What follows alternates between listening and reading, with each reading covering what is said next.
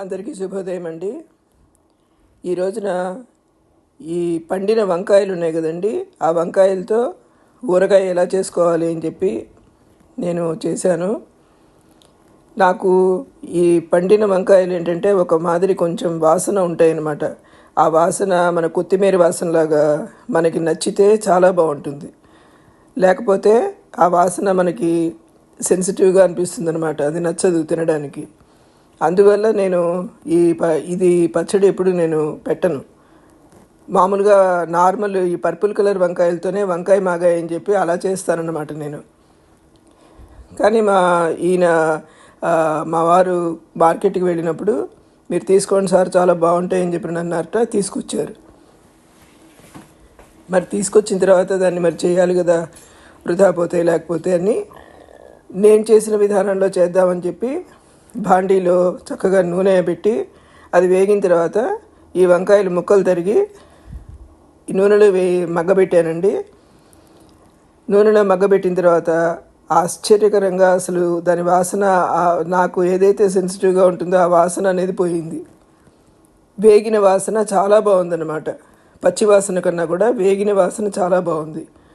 నాకు చాలా ఆనందం అయిపోయిందనమాట. ఇంకా ఇలా ఉన్నప్పుడు పచ్చడి ఇంకా చేయడానికి ప్రాబ్లమే ఉంది. అసలు చక్కగా నూనెలో వేసి దాన్ని అటు ఇటు కలయబెట్టి మూత పెట్టేయాలి. మూత పెడితే కరెక్ట్గా 3 నిమిషాలండి, ఎక్కువ టైం కూడా తీసుకోలేదు, మగ్గిపోయింది. అంటే మెత్తగా అయిపోతాయి అన్నమాట ముక్కలు. ఈ మోస్తరుగా ముక్కలు తరిగి నూనెలో వేసేసి అటు ఇటు కలిపి మూత పెట్టేయాలి. 3 నిమిషాల తర్వాత చక్కగా మగ్గిపోతాయి.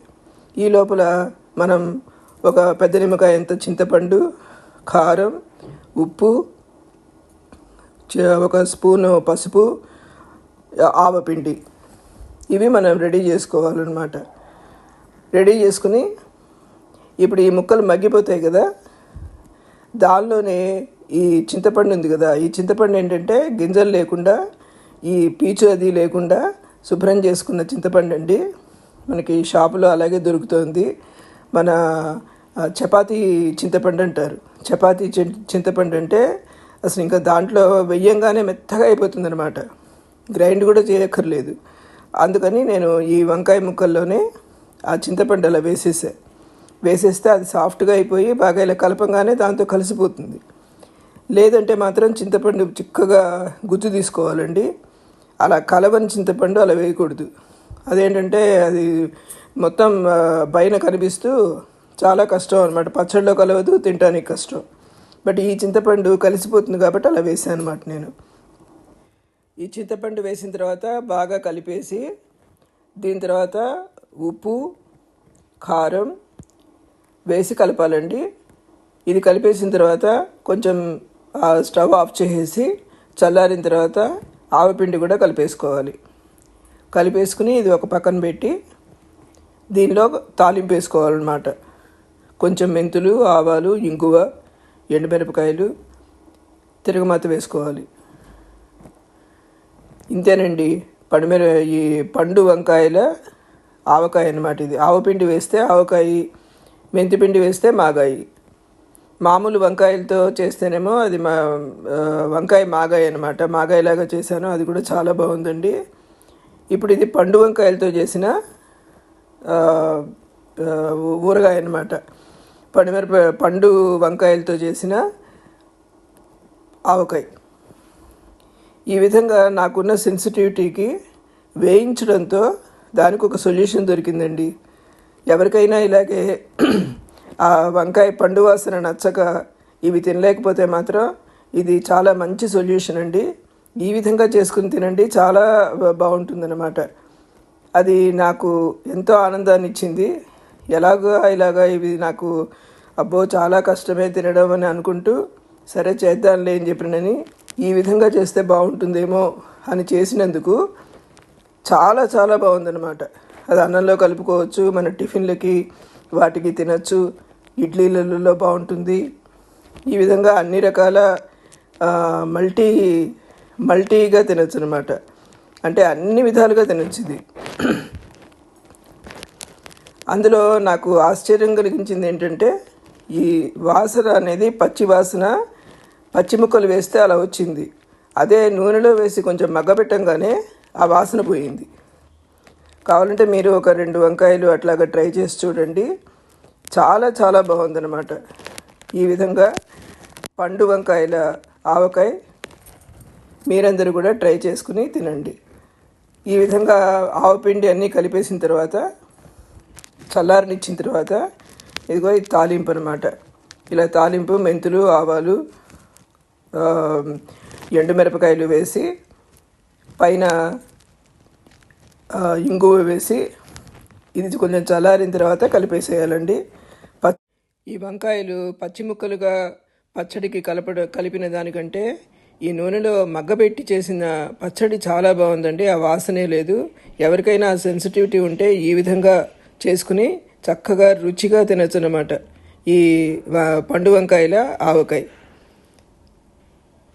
మీరు కూడా తప్పకుండా ఇది చేసుకుని తిని ఎలా ఉంది అనేది కామెంట్స్లో పెట్టండి. Thank you. ఇది కొబ్బరి పొడి అండి. ఇది ఇంకొక రెసిపీ అనమాట. ఈరోజు నేను చేశాను ఎండు కొబ్బరి ముక్కలతో. దీనికి కావలసినవి ఎండు కొబ్బరిని సన్నగా ముక్కలు చేసి పెట్టుకోవాలండి. తర్వాత ఇక్కడ చూపించినట్టుగా 1 కప్పు శనగపప్పు, ఒక 3/4 కప్పు మినపప్పు, మినపగుళ్ళైనా పర్వాలేదండి. ఇగో ఇలా ఎండు కొబ్బరి ముక్కలు, మినపప్పు, శనగపప్పు, ఒక 1/4 ఈ కప్పులో ఆవాలు, ఒక ఫుల్ కప్పు ఎండుమిర్చి, కొంచెం గార్లిక్. ఇవన్నీ మనం రెడీ చేసి పెట్టుకోవాలండి. ఇది చింతపండుకు బదులుగా నేను మామిడి ఊరుగు వేశానండి. కొబ్బరి మామిడికాయ కాంబినేషను చాలా బాగుంటుందన్నమాట. అందువల్ల ఇందులో మామిడి ఊరుగు వాడచ్చండి. అలాగే ఒక మందపాటి భాండీలో నూనె వేసి ఇప్పుడు మనం పెట్టుకున్న కప్పు శనగపప్పు, మినపగుళ్ళు, తర్వాత ఇవి కొంచెం వేగిన తర్వాత ఆవాలు, అంటే ఇవి కరెక్ట్గా వేగడానికి సరిపడా వేసుకోవాలన్నమాట. నూనె బాగా ఎక్కువ వేసుకోకూడదండి. అలానే తక్కువ వేసుకున్నా ఇవి సరిగ్గా వేగవు. అందువల్ల మనం కప్పు మెజర్మెంట్ తీసుకుని ఎంత కప్పు అయితే పప్పు అలాగ మనం తీసుకున్నామో అంత కప్పు మనం ఆయిల్ కూడా వేసుకోవాలన్నమాట. వేసుకుని ఈ పప్పు కరెక్ట్గా దానిలో అలా చూడండి కరెక్ట్గా ఉందన్నమాట. అలా వేయించుకునే దాంట్లో ఇది వేగిన తర్వాత కొంచెం వేగిన తర్వాత ఆవాలు కూడా వేస్తామండి ఇందులో. లేకపోతే ఆవాలు సన్నగా ఉంటాయి కదా, అవి మాడిపోతాయి అన్నమాట. ఆవాలు వేసిన తర్వాత ఎండుమిరపకాయలు, తర్వాత ఈ మామిడి ఊరుగు ఇది కూడా ఇందులోనే వేసేసి చక్కగా మొత్తం వేయించేసుకోవాలండి.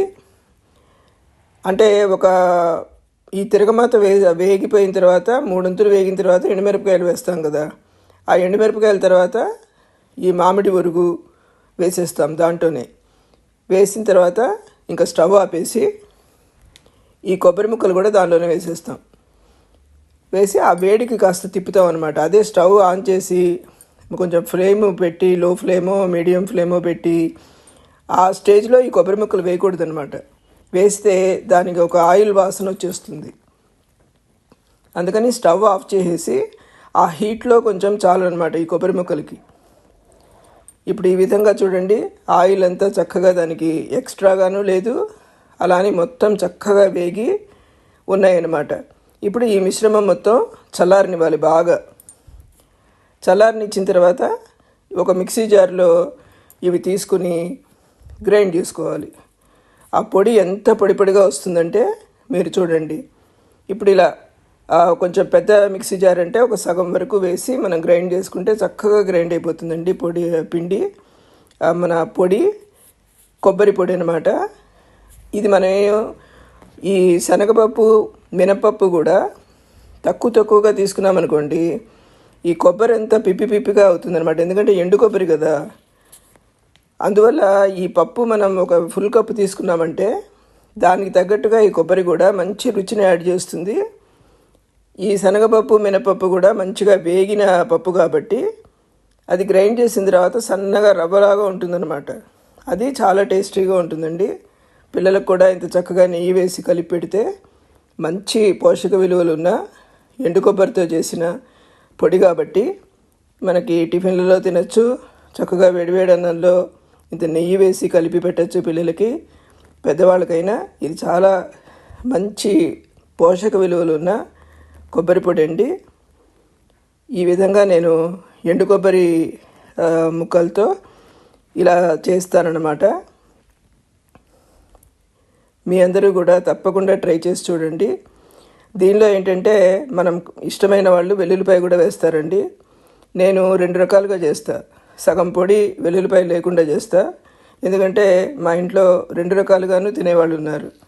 అందువల్ల ఇష్టం లేని వాళ్ళు ఒక పొడి అనమాట, అసలు అది వేయను. ఫస్ట్ గ్రైండ్ చేసి పెట్టేసి మిగతా పొడిలో కొంచెం గార్లిక్ వేసి పెడతానమాట. మా ఇంట్లో అన్ని 2 రకాలుగా మెయింటైన్ చేస్తూ ఉంటాం, విత్ గార్లిక్, వితౌట్ గార్లిక్. ఈ విధంగా చేసి బాగా చల్లారిపోయిన తర్వాత ఒక ఎయిర్ టైట్ డబ్బాలో పెట్టుకున్నామంటే ఇది చాలా చాలా బాగుంటుందండి. ఒక 10 రోజుల వరకు బయట పెట్టినా పర్వాలేదు. ఆ తర్వాత ఫ్రిడ్జ్లో పెట్టుకోవడం మంచిది. పెట్టుకుంటే ఎప్పటికీ ఫ్రెష్గా ఉంటుందన్నమాట. ఒక నెల 2 నెలలైనా మనకి ఫ్రెష్గా ఉంటుంది. మీరు కూడా తప్పకుండా ఈ విధంగా చేసుకుని ట్రై చేసి ఎలా ఉంది చెప్పండి. Thank you so much for watching my video. మీ అందరికీ నచ్చినట్లయితే please like and subscribe. Thank you.